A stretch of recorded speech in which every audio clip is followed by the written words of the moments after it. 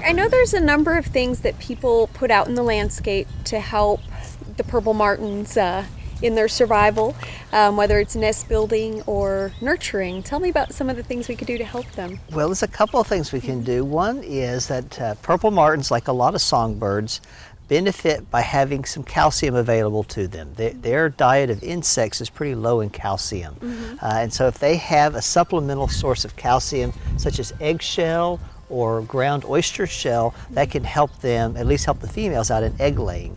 And so what many people will do is they'll either buy crushed oyster shell at a feed store, or they'll save their own chicken eggs.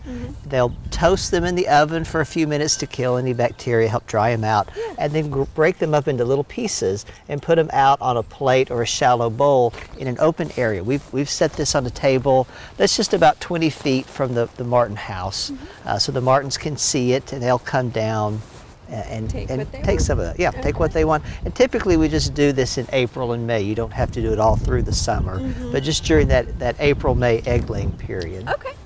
And then during nesting, when they're coming in and building their nest, we could give them a few materials to help? That is true. Martin nests are comprised of mud, sticks, and then usually either some grass or some leaves. Now leaves they can get themselves. They can just rip those up off of a tree, but it's helpful for them if they have access to some sticks. So we could put out say a shallow plate or maybe a baking tray with some sticks on it. We've got some pine straw here, that's a real popular nesting material, or just even some grass. Another thing we could do if we had an old bowl or a shallow pan is we could put some dirt and make our own little mud pie and set it out here, and the martins can pick up that mud and use it in nest building. That saves them from having to hunt for mud at a nearby lake, and it protects them from predators. It's a lot easier for them to get that nesting material here where it's safe than to travel a quarter of a mile and be exposed to predators.